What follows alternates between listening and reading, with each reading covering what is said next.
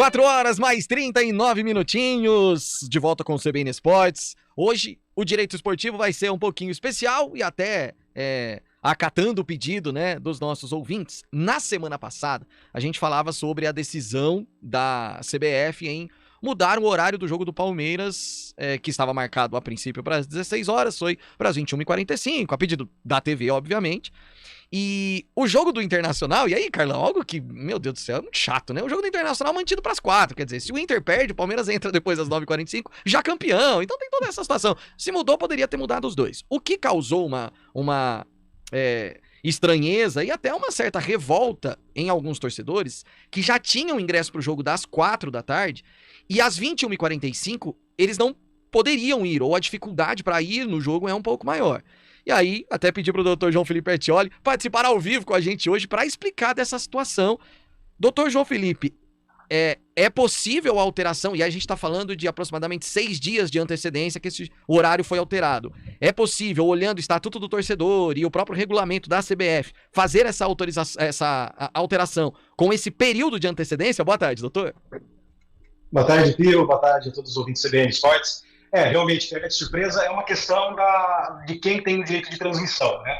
É possível, dentro desse contexto, porque quem tem a legitimidade para pedir alteração de local de partida, de data de partida ou de horário de partida, são os clubes mandantes, as federações mandantes, ou então a emissora que tem direito de transmissão. Nesse caso específico, como foi o pedido de alteração de horário, o prazo mínimo para solicitar para o Departamento de Competições da CBF é de até 5 dias de antecedência. Então, foi o que aparentemente ocorreu, então é possível alterar a data, o horário. Seria possível alterar o local, desde que fosse na mesma data, se a partida ela fosse ocorrer eventualmente até 50 quilômetros de distância do local original da partida. Agora, se fosse para uma alteração da data, né, que não é o caso, mas é uma outra possibilidade, aí o prazo é maior. Né? O prazo, aí, nesse caso, seria de 10 dias. Então, no caso da detentora de direito de transmissão, ela pediu alteração. Quem define é o Departamento de Competições da CBF. É claro que os clubes eles acabam opinando, dando o entendimento deles, né, mas acaba complicando porque é a venda de ingressos. É o que também é tratado no Estatuto do Torcedor.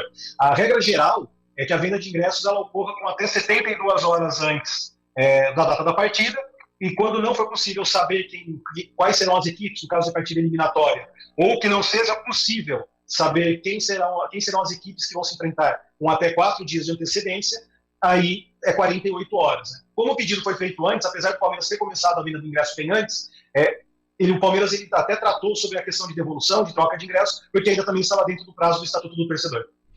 Perfeito. E aí, então a gente chega a uma conclusão, doutor, de que a última rodada da Série B, que está marcada para o domingo, a gente já teve a Ponte, por exemplo, né, tendo a antecipação do jogo dela para sexta-feira, mas, por exemplo, Guarani e Chapecoense, é uma partida que, com a vitória da Chape na última rodada, ele não tem mais possibilidade nem de descenso, nem de acesso para nenhum dos clubes. Se a CBF, no início agora da semana, entender que esse jogo pode ter mudanças, pode ser no horário, já que a gente está falando de um início de semana ainda, faltando 6 dias para o jogo, é possível que esse jogo tenha alteração de horário, então, doutor?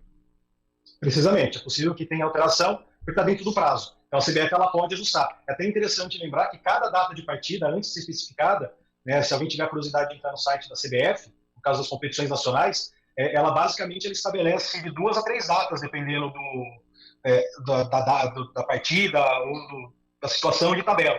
E ela vai, de acordo com o andar do campeonato, de outras competições, ela vai ajustando a data. Então ela sempre tem algumas datas aí, entre aspas, reservas. Mas é claro que ela é obrigada a ficar dentro daquilo que está no próprio regulamento geral de competições dela, que é justamente para poder estabelecer os prazos de alterações, porque às vezes o clube precisa pedir essa alteração, e também para que se possa adequar à venda de ingressos, porque essas vendas começam sempre mais antecipadas do que a própria lei permite. Doutor João Felipe Ettioli, vou te colocar numa fogueira agora enorme, porque a gente não combinou nada disso, mas na sexta-feira, claro, a gente fala muito mais sobre esse assunto, mas essa semana acontece o julgamento do Vasco, né, pelas confusões que aconteceram diante do Sport.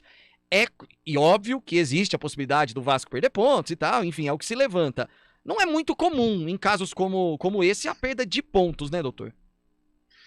É uma situação... O que aconteceu na partida do Vasco com o Sport, para ser muito sincero, não é nada tão diferente do que já tenha, infelizmente, ocorrido em outras situações. Mas, de fato, não é habitual a perda de pontos nem para o clube que, entre aspas, teria causado o tumulto da torcida, nem do clube que tumultuou. Basicamente, o que acontece naturalmente é a interdição do estádio, como aconteceu, dar por encerrada a partida por conta do que se aconteceu no estádio, pelo tempo que já tinha transcorrido de jogo, e manter o resultado como tal.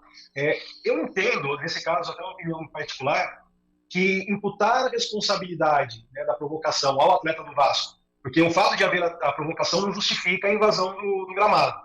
E, apesar do policiamento ter garantido a segurança, né, como o próprio esporte disse, e a própria polícia disse que garantiria, quem decide se tem ou não tem segurança, no final de tudo, é o árbitro. O poder dele é amplo e abrangente. Então, a perda de ponto do Vasco ela estaria muito mais atrelada com a recusa deles de retornarem ao gramado para a partida. Mas quem teve esse posicionamento foi o árbitro, e apesar da polícia ter dito que dava segurança, o árbitro entendeu que não tinha mais condições de jogo. Ele tem esse poder, ele pode, é muito amplo o poder do árbitro com relação às deliberações nesse sentido, então dificilmente o Vasco perderia pontos. Da mesma forma, eu não vejo o Sport perder pontos para o Vasco. E, claro, que se algo dessa natureza acontecer, tem que ser muito provado e fundamentado.